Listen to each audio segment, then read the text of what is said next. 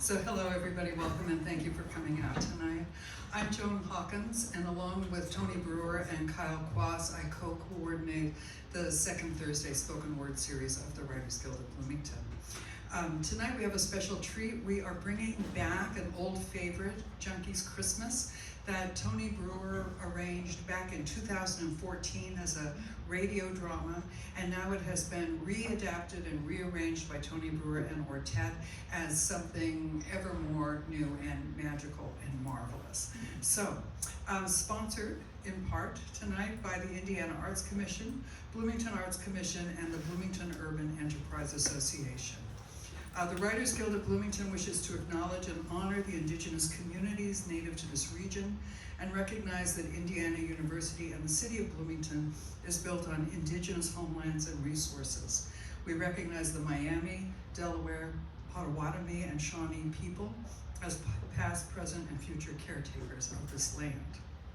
We have a few events coming up this month, not so many because of the holiday season. Third Sunday Write is an ongoing virtual space where you can find writing prompts and the company of other writers.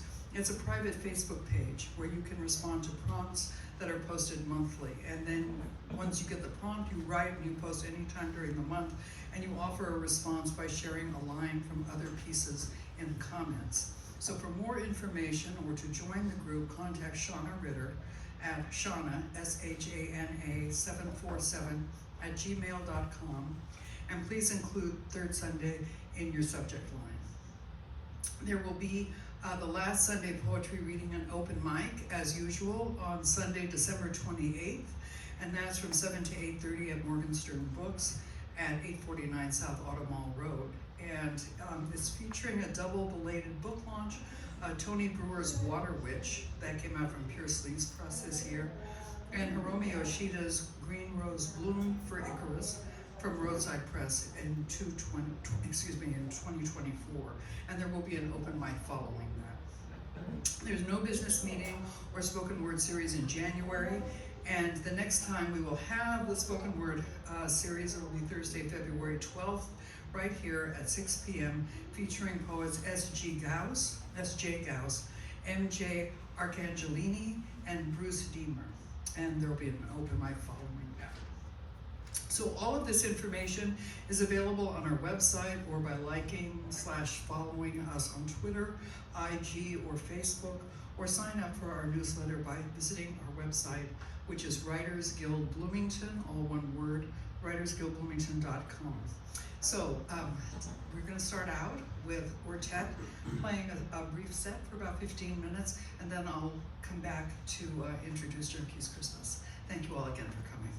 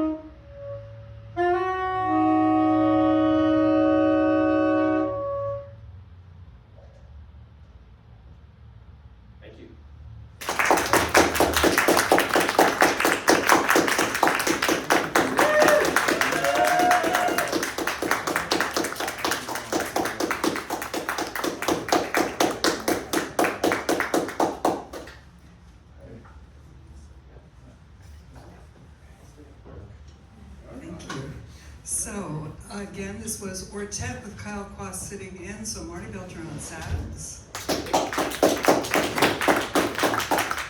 Joe M.F. Stone on percussion.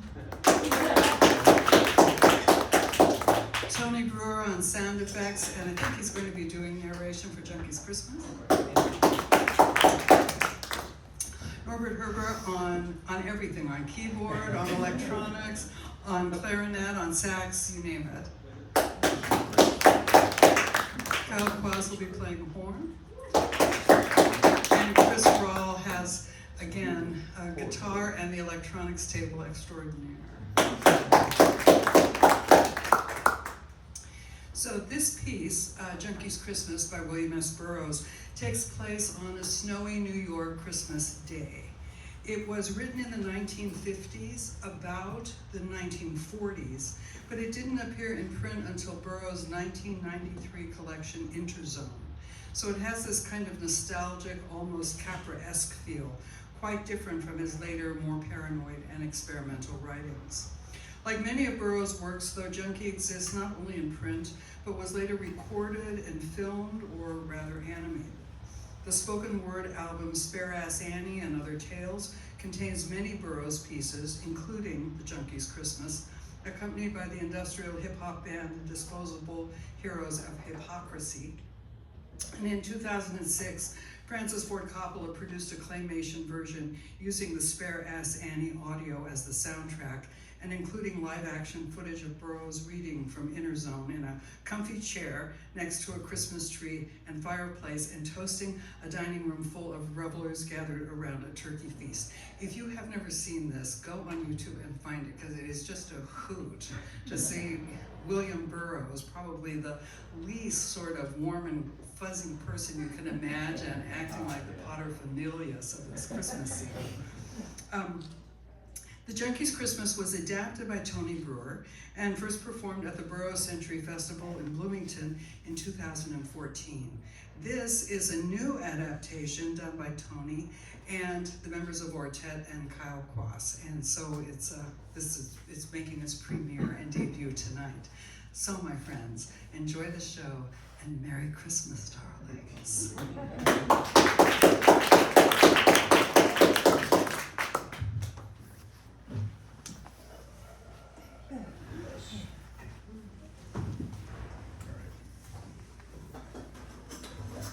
Everybody good? Excellent.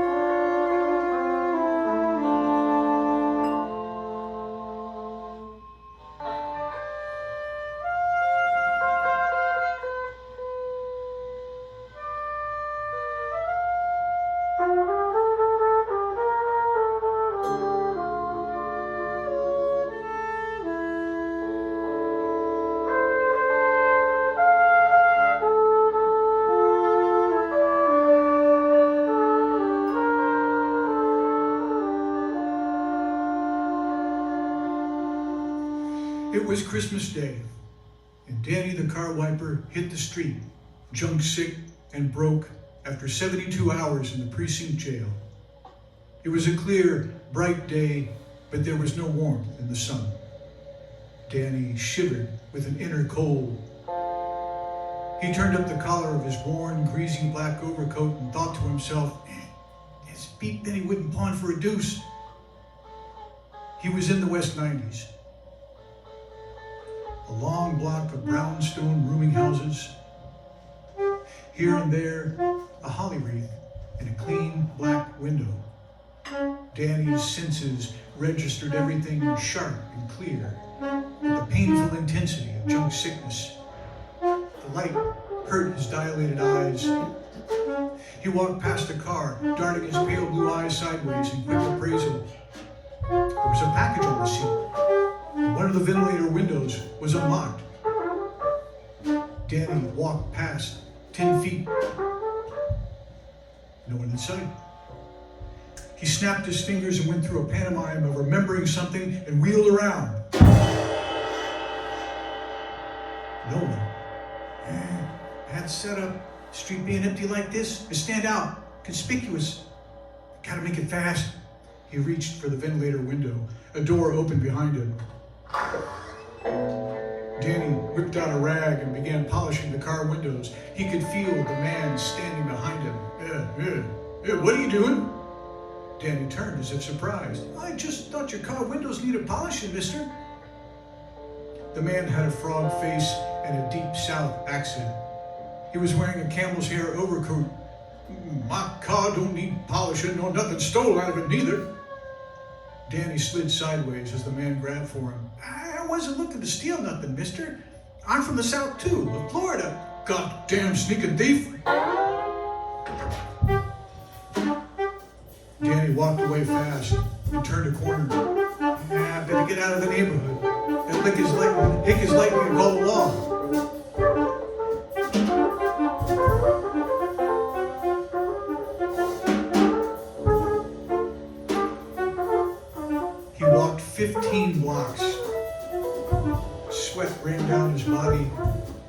was an ache in his lungs.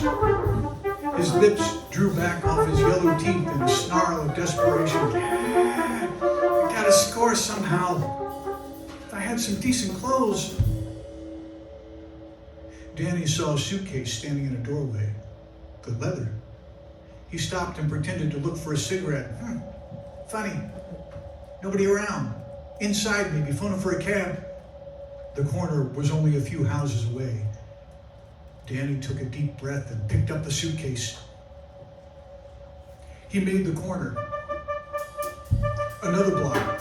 Another corner. The case was heavy. I gotta score here, all right. Maybe enough for a 16th in a room. Danny shivered and twitched, feeling a warm room and heroin emptying into his veins. Let's have a look. He stepped into Morningside Park. No one around. Jesus, I've never seen the town this empty. He opened the suitcase. 2 long packages in brown wrapping paper. He took one out. Felt like meat. He tore the package open at one end, revealing a woman's naked foot. The toenails were painted with purple-red polish. He dropped the leg with a sneer of disgust. Holy Jesus, the routines people put down these days. Legs! Well, I got a suitcase anyway. He dumped the other leg out. No bloodstains. He snapped the case shut and walked away. Legs!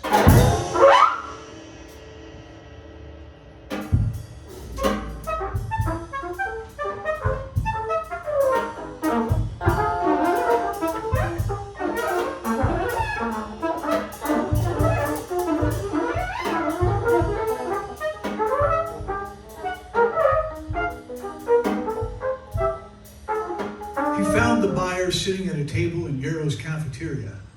Danny set the case down. Thought you might be taking the day off. The buyer shook his head sadly. I got nobody. What's Christmas to me? His eyes traveled over the case, poking, testing, looking for flaws. What was in it? Nothing. What's the matter? I don't pay enough? I tell you, there was nothing in it. Okay, somebody travels with an empty suitcase. Okay. He held up 3 fingers. For Christ's sake, give me a nickel. You got somebody else, why don't he give you a nickel? It's like I say, the case was empty. Gimpy kicked at the case disparagingly. It's all nicked up. Kind of dirty looking. He sniffed suspiciously. How come it stink like that? Mexican leather? So I'm in the leather business? Gimpy shrugged. Could be. He pulled out a roll of bills and peeled off 3 ones, dropping them on the table behind the napkin dispenser. You want? Danny picked up the money. Okay. You seen the George the Greek? Where you been? He got busted 2 days ago. Oh, that's bad. Danny walked out thinking, now where can I score? George the Greek had lasted so long. Danny thought of him as permanent. Yeah, he's good age too. No short counts.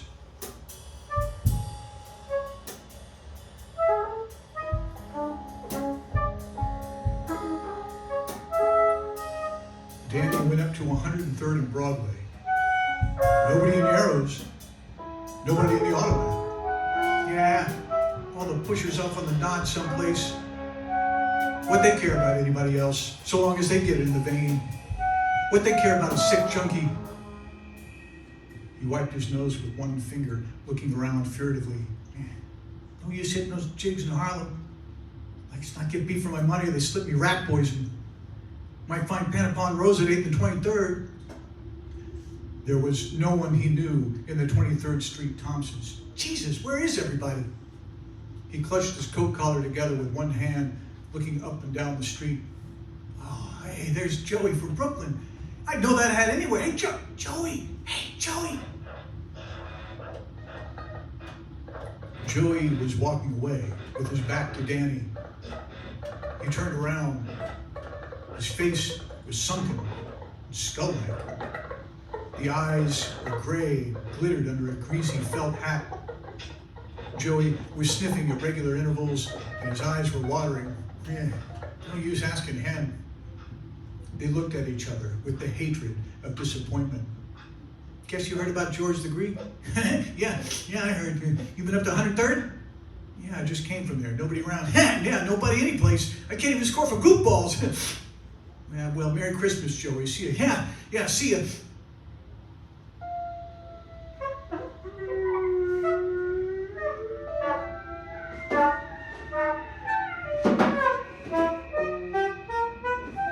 Danny was walking fast. He had remembered a croaker on 18th Street. Of course, the croaker had told him not to come back. Still, it was worth trying. A brownstone house with a card in the window. P.H.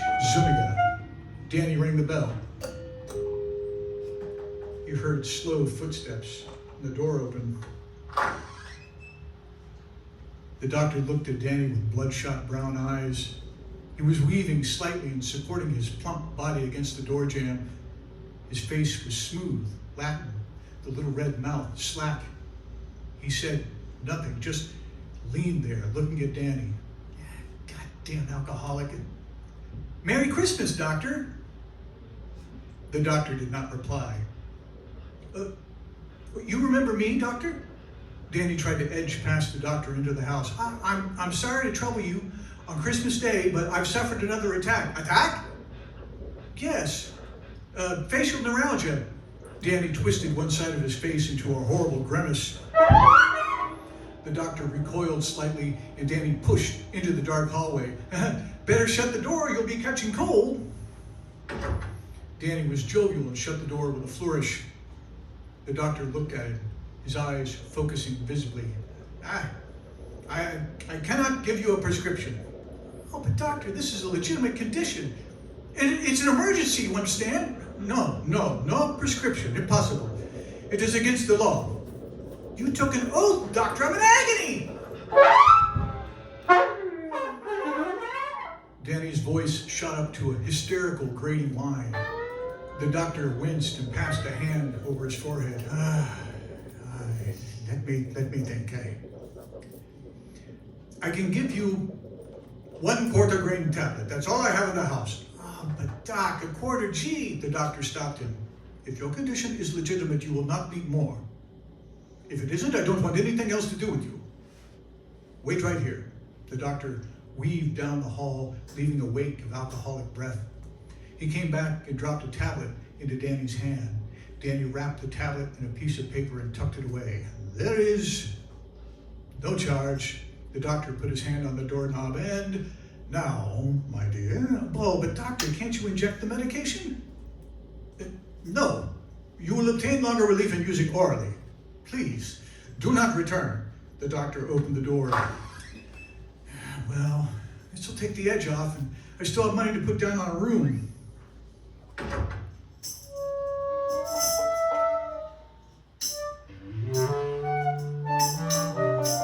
Danny knew a drugstore that sold needles without question.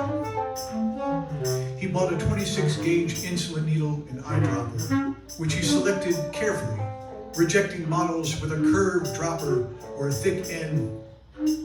Finally, he bought a baby pacifier to use instead of the bulb. He stopped at the automat and stole a teaspoon. Danny put down $2 on a $6 a week room in the West 40s, where he knew the landlord. He bolted the door and put his spoon, needle, and dropper on a table by the bed. He dropped the tablet in the spoon and covered it with a dropper full of water. He held a match under the spoon until the tablet dissolved. He tore a strip of paper, wet it, and wrapped it around the end of the dropper, fitting the needle over the wet paper to make an airtight connection. He dropped a piece of lint from his pocket into the spoon and sucked the liquid into the dropper through the needle, holding the needle in the lint to take up the last drop.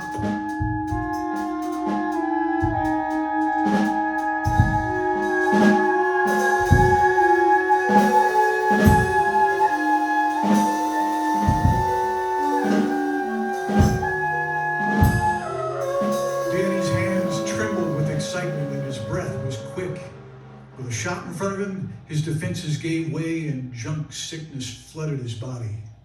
His legs began to twitch and ache. A cramp stirred in his stomach. Tears ran down his face from his smarting, burning eyes.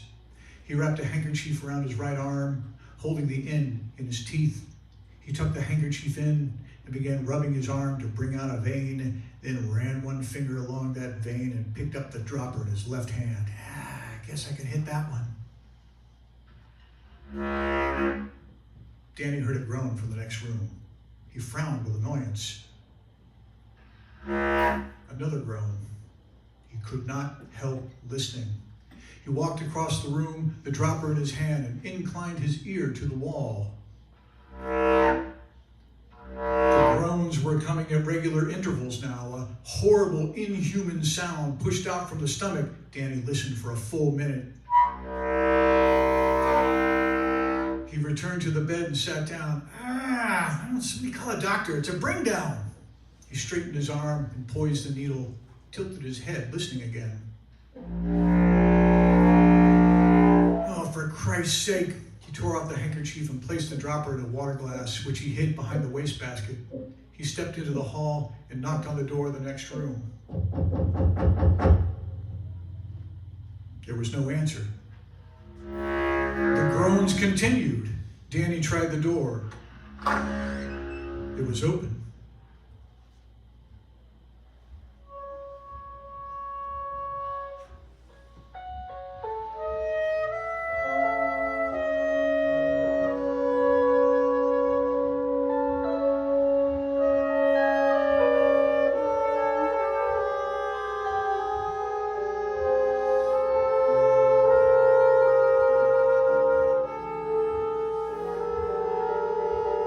The shade was up, and the room was full of light.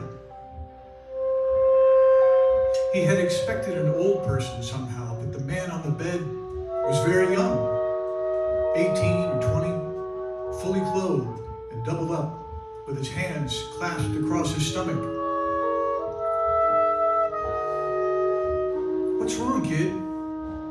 The boy looked at Danny, his eyes blank with pain. Finally, he got out one word. "Kidneys." "Kidney stones?"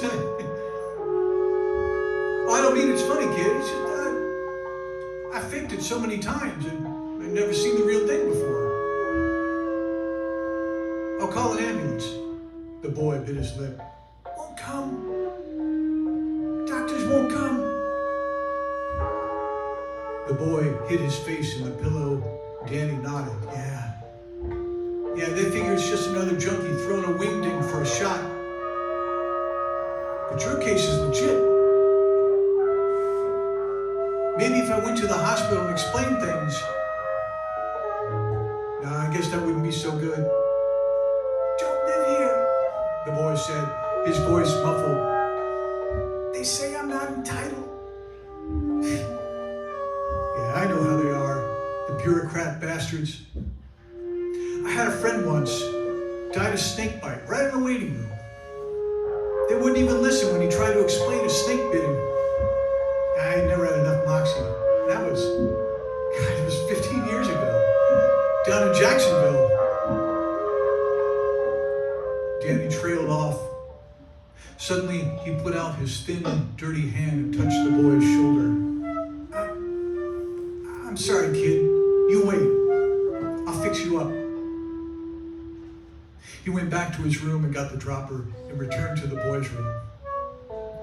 "Roll up your sleeve, kid." The boy fumbled his coat sleeve with a weak hand. "That's okay. I'll get it." Danny undid the shirt button at the wrist and pushed the shirt and coat up, bearing a thin brown forearm. Danny hesitated, looking at the dropper. Sweat ran down his nose. The boy was looking up at him. Danny shoved the needle in the boy's forearm and watched the liquid drain into the flesh. He straightened up. The boy's face began to relax. He sat up and smiled. Hey, that stuff really works. You a doctor, mister? No, kid. The boy lay down, stretching. Feel real sleepy. Didn't sleep at all last night. His eyes were closing. Danny walked across the room and pulled the shade down. He went back to his room and closed the door without locking it. He sat on the bed, looking at the empty dropper. It was getting dark outside. Danny's body ached for Junk, but it was a dull ache now. Dull and hopeless. Numbly, he took the needle off the dropper and wrapped it in a piece of paper. Then he wrapped the needle and dropper together. He sat there with the package in his hand. Gotta stash this someplace. Suddenly, the warm flood pulsed through his veins and broke in his head like 1,000 golden speedballs.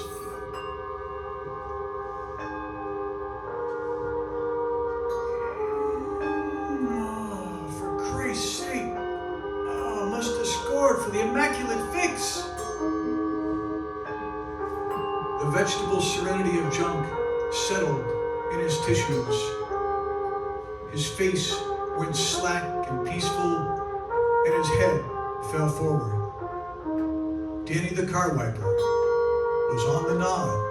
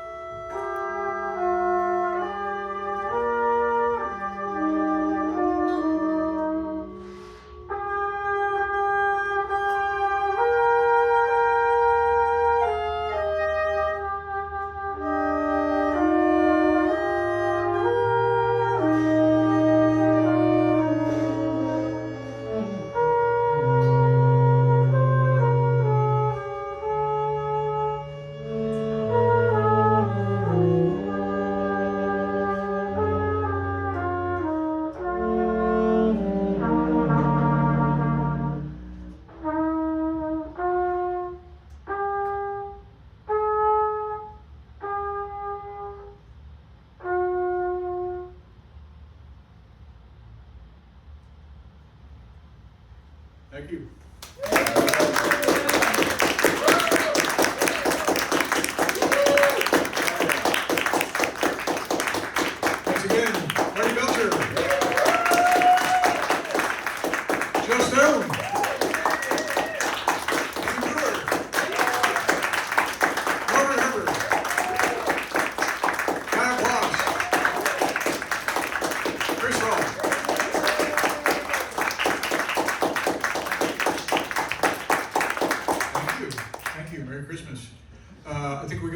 a little break now, take a little intermission, and come back and we'll have the open mic. Thank you all for being here. Thanks for braving the mountains of snow. Yeah, snowpocalypse. And if you want to sign up for the open mic, the sign-up sheet is right here on the music stand.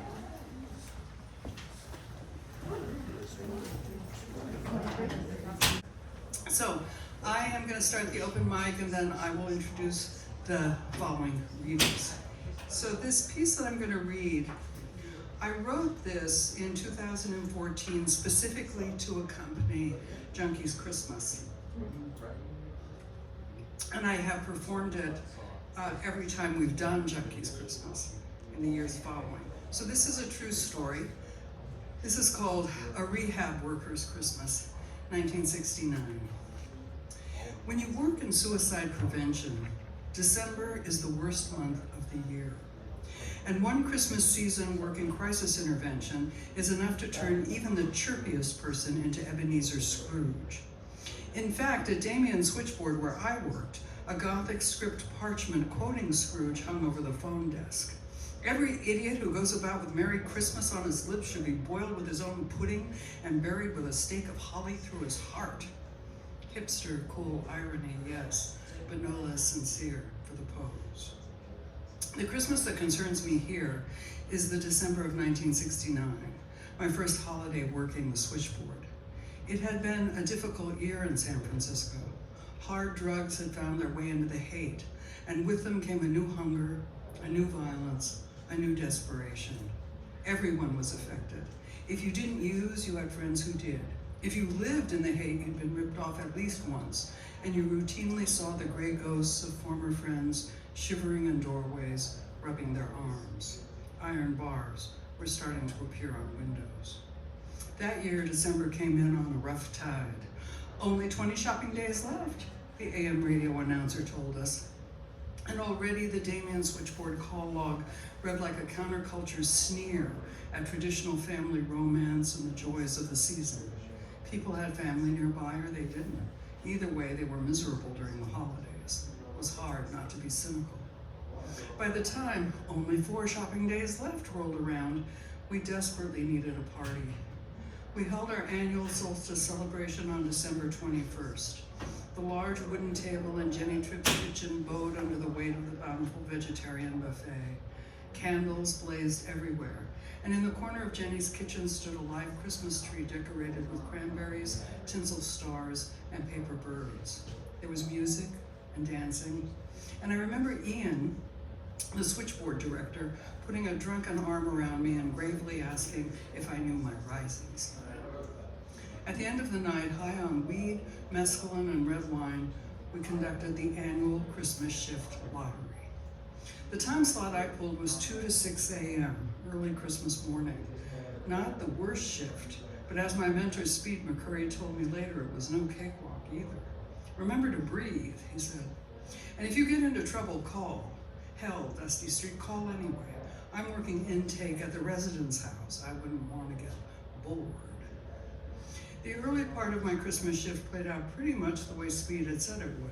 A flurry of calls as people tried to make sense of their family dramas and traumas and dinner table nightmare scenes. My father's an alcoholic, so Christmas is a fucking drag. I don't know why I even come home for Christmas. Women, man, fucking cunts, man, no offense.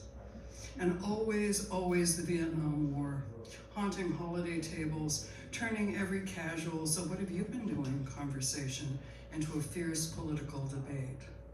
By 4 a.m., the holiday trauma calls started tapering off and the bad drug calls hadn't started yet. My partner George brewed a fresh pot of coffee and we were listening to the jazz and blues mix on KSAN, our local FM station, catching our breath, munching cookies, biding our time, waiting for the strung out junk transmissions to start, waiting for what Speed called the Burroughs hour. Thanks.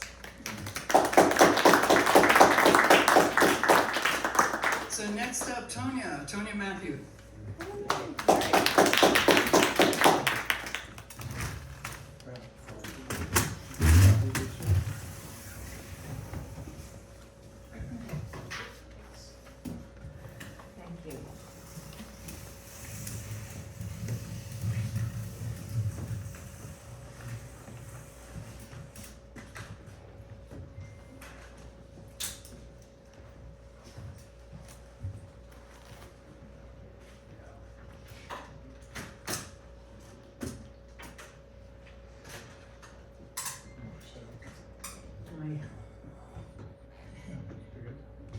I think that's good.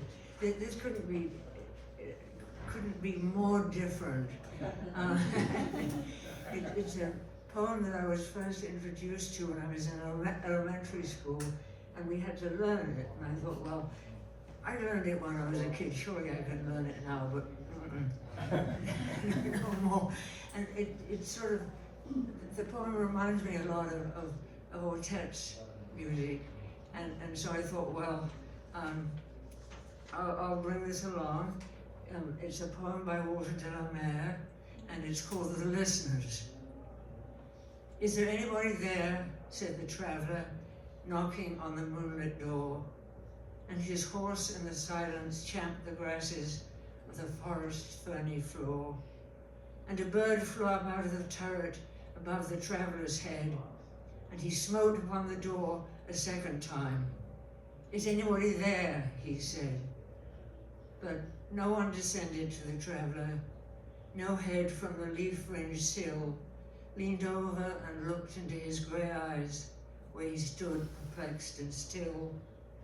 But only a host of phantom listeners that dwelt in the lone house then stood listening in the quiet of the moonlight to that voice from the world of man, stood thronging the faint moonbeams on the dark stair that goes down to the empty hall, hearkening in an air stirred and shaken by the lonely traveler's call.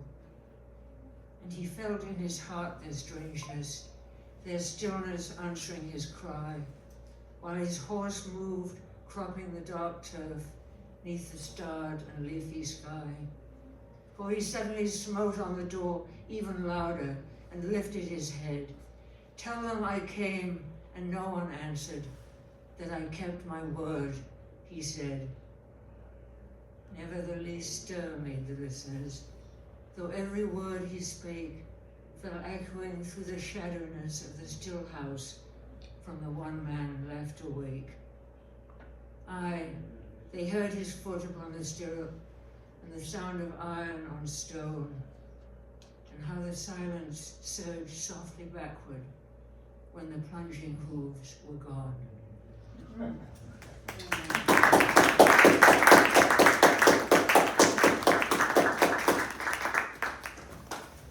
So thank you, Tony.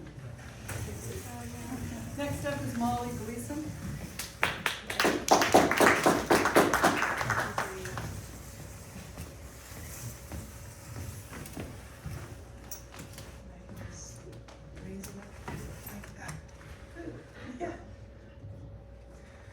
So this is something different. I call it the Girl Scouts taught me how to get off. It's not what you're thinking. No gleeful girl-on-girl orgies at sleepovers. No sexperimentation back at the cabin after a campfire and s'mores. Most definitely nothing to do with male fantasy or male derision. We were so innocent, unbelievably so. But with the help of the Girl Scouts, we learned something useful. Troop 1044 had Mrs. Townsend to thank. It was the same Mrs. Townsend who introduced us fifth graders to the wonder and horror of Shirley Jackson and Ray Bradbury and the Junior Great Books program. Extra, above and beyond our regular teachers' lame attempt at teaching English literature. Mrs. Townsend, too proper to be an ex-hippie, too radical to be a 1980s yuppie, brought a special guest to one of our Girl Scout meetings, a volunteer from Planned Parenthood to teach sex ed. All the girls had their mothers sign permission slips, and like lemurs, we sat around Mrs. Townsend's den at attention, vibrating with anticipation. And believe me, this was long before any of us knew anything about vibrating. The lady from Planned Parenthood was warm, but no nonsense. No less so when she talked about tampons. She demonstrated how they worked by dipping a tampon in grape juice. All of us mesmerized as the cotton became purple and saturated. I don't remember her explaining sex or bodies to us. I had already surreptitiously memorized my older sister's gift from our parents, What's Happening to Me? No, I don't remember any explanation of sex. But between grape juice, puberty, and coitus, Mrs. Planned Parenthood slipped in a few words about the clitoris. The what? Now, by fifth grade, I was done with Dirty Doctor. I knew something about sexual excitement. The sexuality of young girls is for real. I had already read a lot of naughty books. Nothing literature prepared me for the clitoris. Nothing in literature prepared me for the clitoris. Nary a mention of it in Lady Chatterley's Lover, stuffed under my best friend's mattress. Nothing about it in any Harlequin romances I read back then. Not even in the sequels to Clan of the Cave Bear. No clitoris. That was a 1980s joke. No clitoris. So I listened very carefully to this soft-spoken Planned Parenthood lady. What about your parents? Ha! Fallen away but still repressed Catholics? Not on your life. I can only hope they found it before I did. Mrs. Townsend and Troop 1044 were a cut above the Girl Scout camp where I was sent to one summer. Our counselors would disappear for long periods of time, no doubt tupping their boyfriends in the woods and discovering the clitoris for themselves. One can hope. In the meantime, we little girls sat around holding hair combing contests. My hair hasn't been so well coiffed since. Troop 1044 and Mrs. Townsend were awesome. When it wasn't about sex ed and the clitoris, it was about arts and crafts, cooking in the great outdoors, singing the required songs and weird little rituals. On my honor, I will try to serve God and my country and to live by the Girl Scout law. The law was all about how Girl Scouts should be in the world, honest, friendly, helpful, considerate, respectful, and so on. I guess the clitoris fits in there somewhere. Thank God.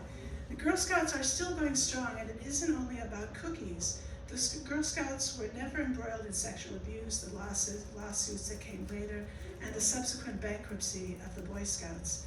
The Girl Scouts were always at the forefront of progressive causes, saving the environment, body positivity, preparing for leadership, and trans and LGBTQ rights. We should all be grateful for the Girl Scouts. I know I am.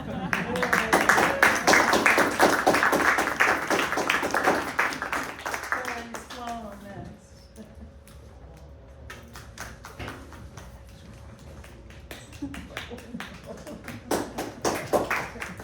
So I have a rudimentary understanding of Buddhism, cosmology, the principle of indifference, which is an axiom used in Bayesian probability, and entropy, which is a measure of a system's disorder, sometimes called time zero. So this poem is called Tragic Misunderstanding. I desire the end of suffering. I desire right action, and I desire its outcome.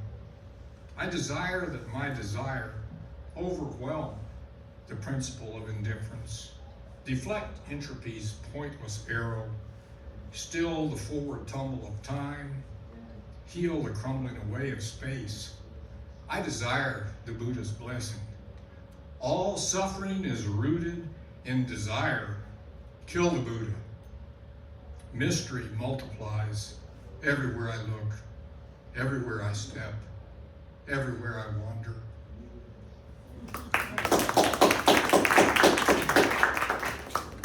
And our last reader is Tony Cooper.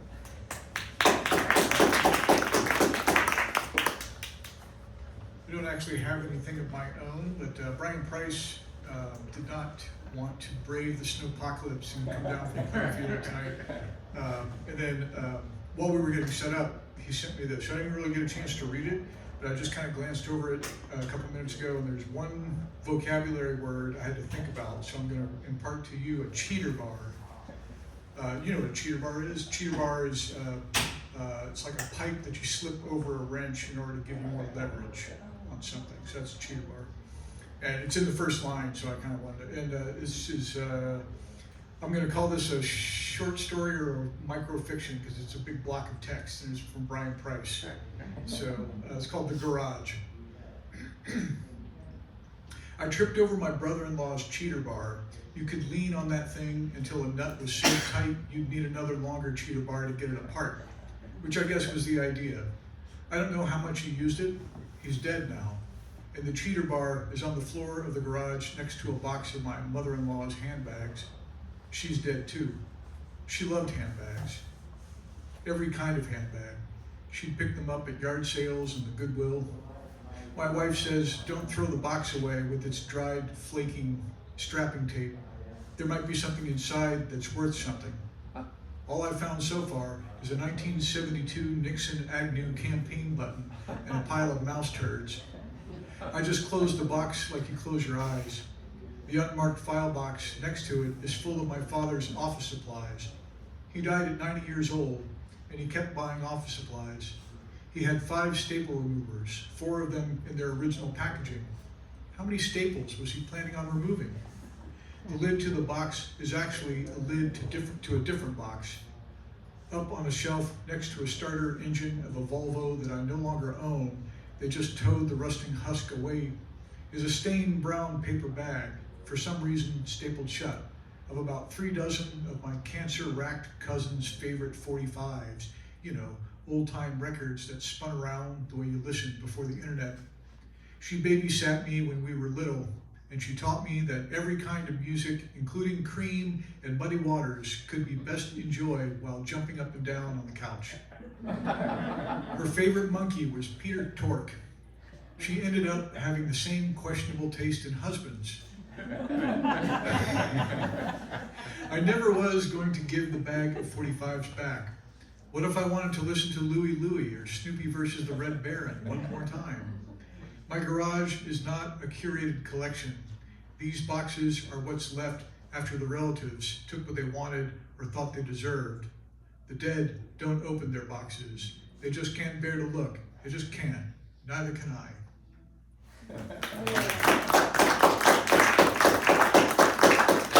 So was there anybody else who wanted to read who didn't get a chance to sign up? Mark, do you want to do something? Sure. And once again, please remember, if you've got some extra cash and want to donate something, it'll be with me.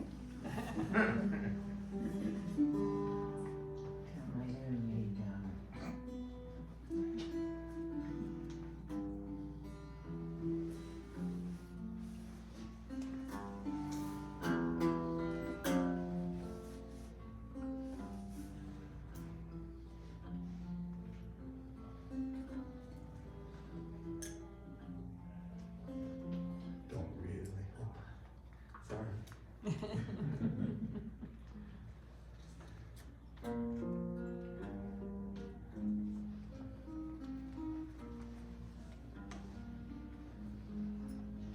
Don't really have the courage to stand where I must stand. Don't really have the temperament to lend the helping hand. Don't really know who sent me to raise my voice and say, may the light in the land of plenty shine on the truth someday.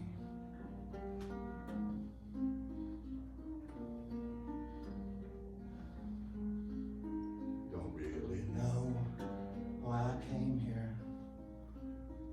knowing as I do what you really think of me, what I really think of you.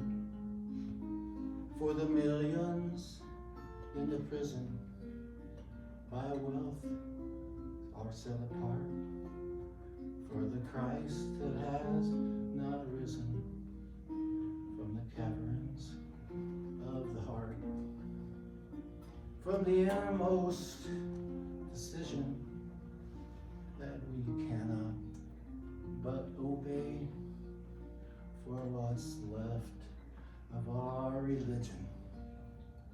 I lift my voice and pray, may the light in the land of plenty, may the light,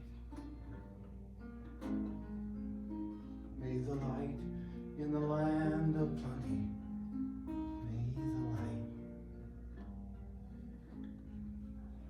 may the light in the land of plenty shine on the truth someday.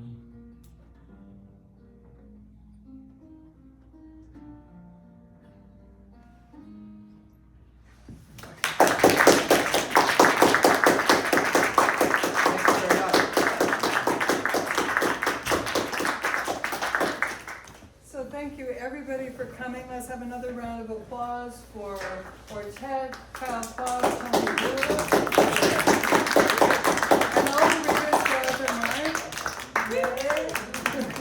And a reminder that we are dark in January, but we will be back here for the second Thursday in February, and we hope to see you then. Please have safe and sane holidays. We're gonna do what, we're gonna close in like a 10 minute. Oh, I'm so Yeah, that's sorry. fine. We're gonna do like a 10-minute close. Yay, okay. Yeah, Everyone is back. Hey, guys. Come back. Closer. Maybe we'll be meeting. Okay. You know, I'm here. Good to see you. I survived. Somehow. Also, special shout out to David Miller. Made it out tonight, made it through the several feet of snow, rushed all the way here. Good to see you, David. Glad to be here. Glad to be anywhere. Yeah, Donald. Me.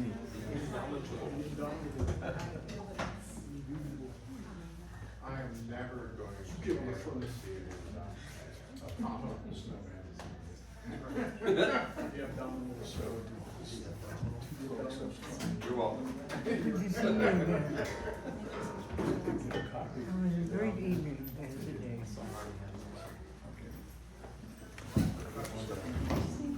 I gave one to John just now.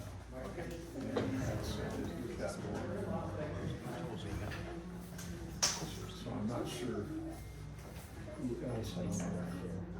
Chris or any of the other ORTET guys. Yeah, it's just, I didn't, thought about it just before it came over. I don't really feel like carrying a box full of stuff. Huh? I want to try to connect with people because there won't be.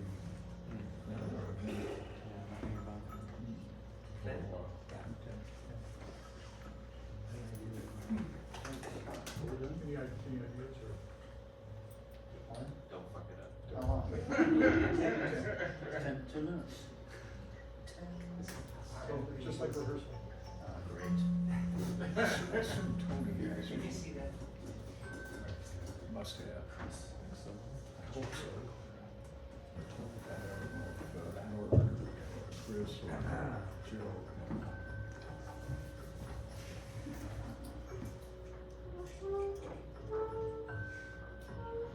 Do I have to hit it twice? Is it already on? Hit stop and then record again then. Perfect. Yeah. I think it was on. That's fine. That's good. It's recording.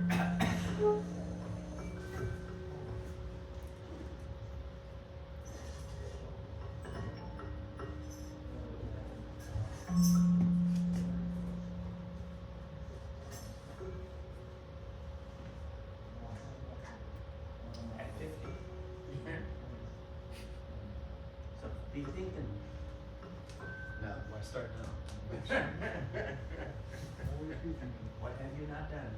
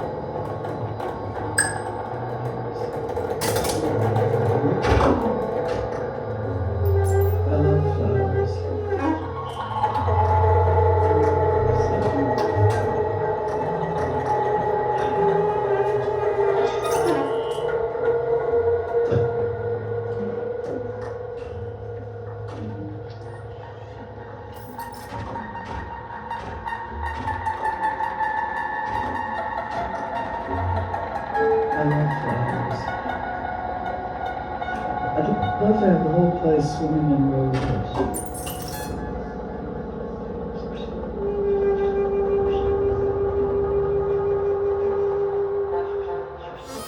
God, if heaven there's something with nature. The wild mountains, the sea. and the waves rushing.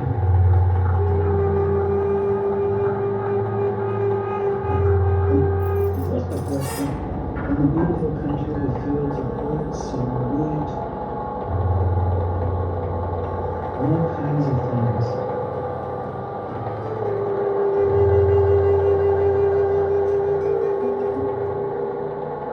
But no time and cattle going about that or to your heart purpose.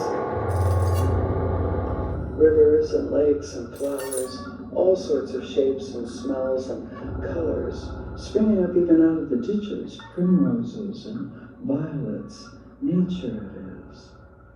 As for them saying there's no God, I wouldn't give a snap of my 2 fingers for all their learning. Why don't they go and create something? I often asked him. Atheists, or whatever they call themselves. Go and wash the cobbles off themselves first, then they go howling for the priest and dying, and why? Because they're afraid of hell on account of their bad consciences.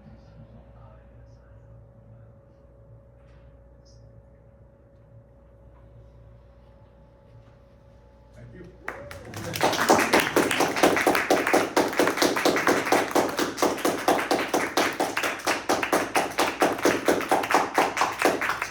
One more time, Marty Belcher. Thank